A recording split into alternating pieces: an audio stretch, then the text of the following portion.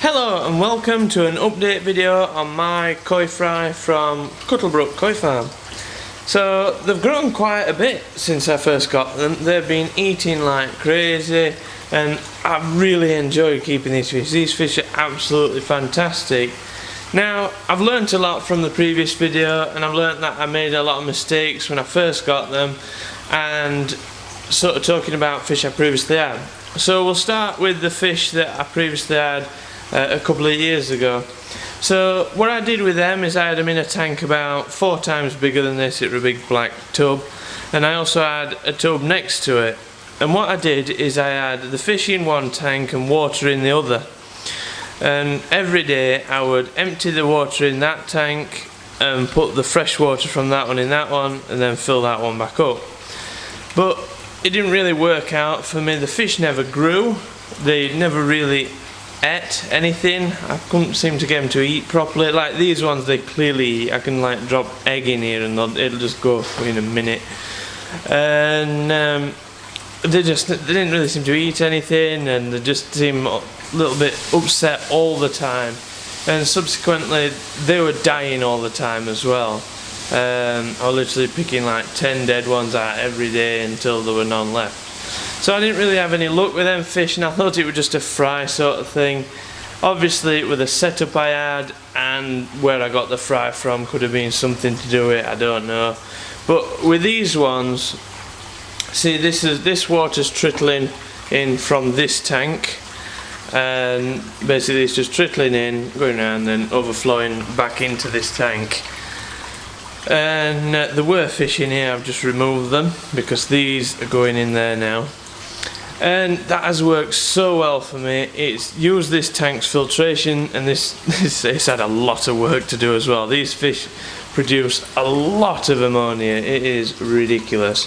The other day I took these fish off this tank for about 4 hours, and while I was messing about with this tank, I cleaned it because I usually have to clean that bottom drain. Anyway, I was cleaning that tank, and I thought I'll test the water before I do it. So I tested the water in here. It was 0.3 milligrams per litre, so fairly high, but not that bad because the water in there was better than that. So the water trickling in was better. It just takes a while to fill it up. So it's 0.3 milligrams per litre. Within them 4 hours, it went from 0.3 to over range on my hanometer, and the maximum reading it can do is 3 milligrams per litre in 4 hours. That is an enormous amount of ammonia that they produce.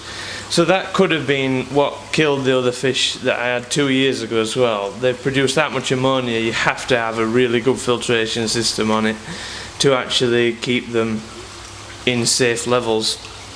But I think they're getting big enough now, and I finally managed to put them fish somewhere else, so these fish are going to go in that tank, and I think they'll be a lot happier for it as well.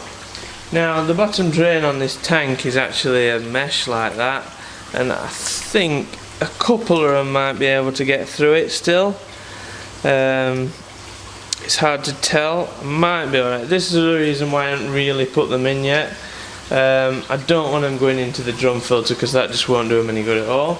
So I've got this mesh, really fine stainless mesh that I'm going to put on there. Hopefully it doesn't just block up, but I'm going to put that over that and see how we get on, because they will definitely not go through that. It's like, yeah, it's really fine.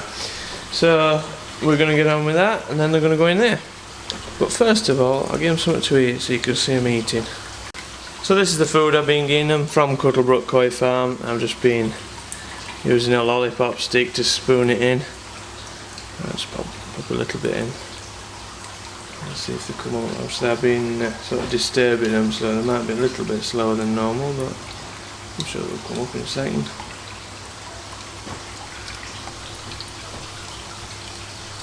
There we go. A couple of brave ones.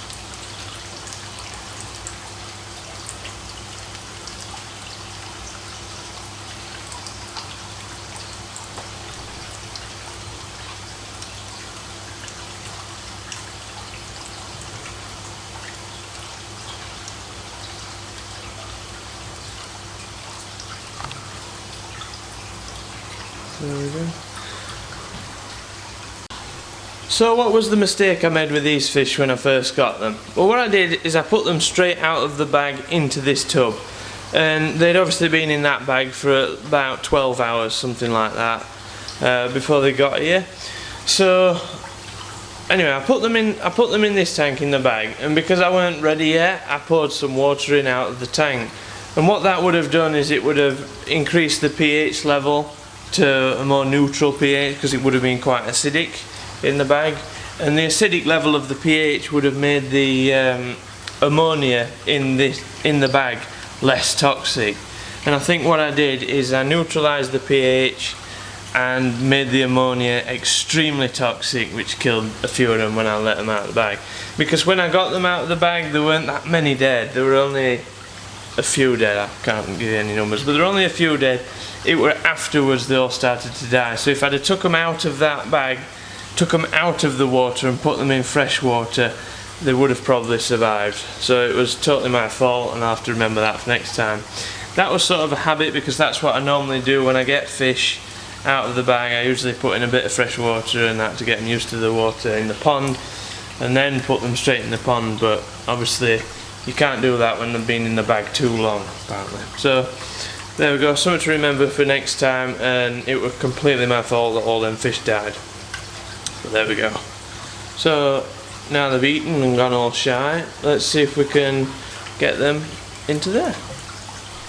So they're now ready to go into the new tank. I've taken the stuff out of the bottom of here. Just a little bit worried as well.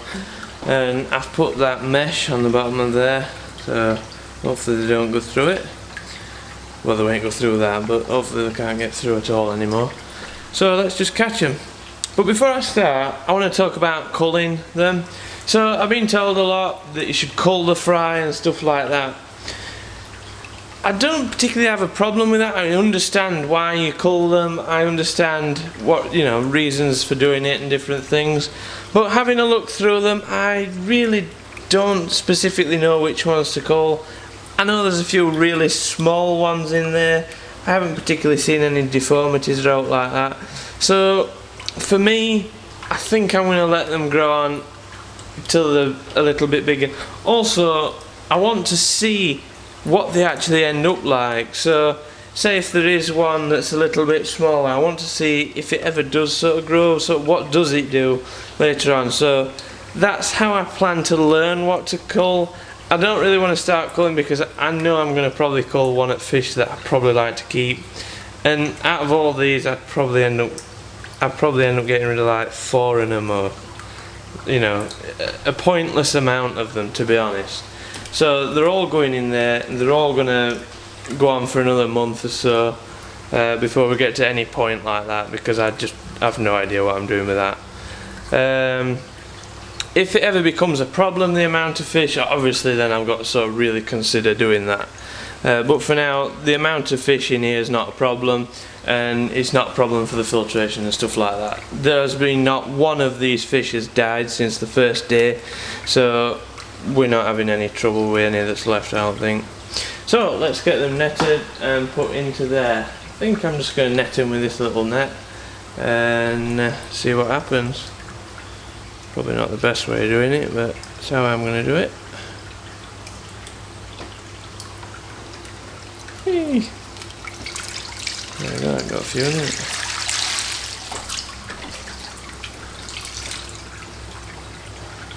There we go. So this is the same water, or similar water really. The trittle's a little bit slow, to be honest, so the parameters are slightly different in this tank to what they are in the other tank.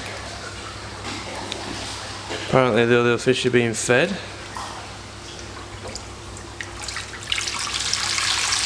Well, I've got a few in that one.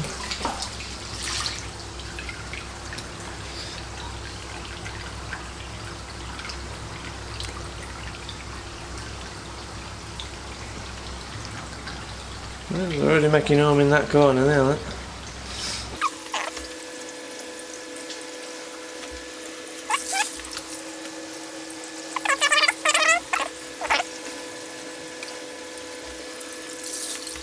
I'll get the rest caught and put in and get back to you.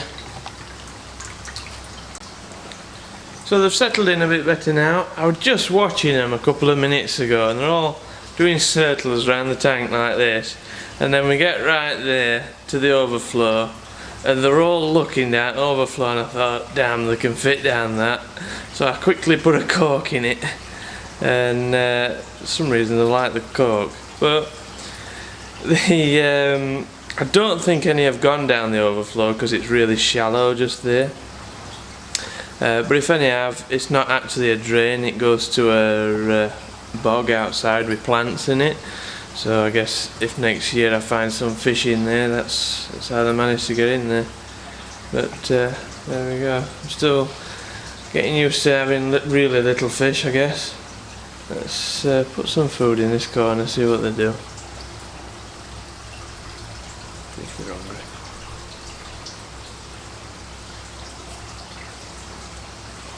Little bit of interest.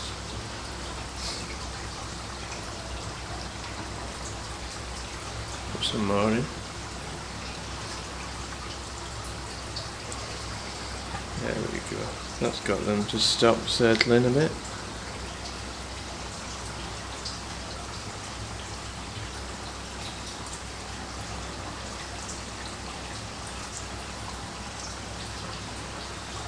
Cheer them up a little. So there you go, there's an update on my little fry. If you've made it this far, then here's a little bit on the big fish.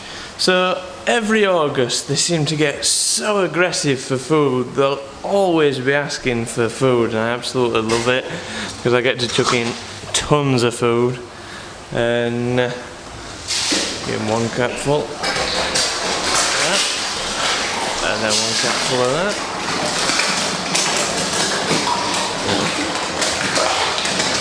There we go.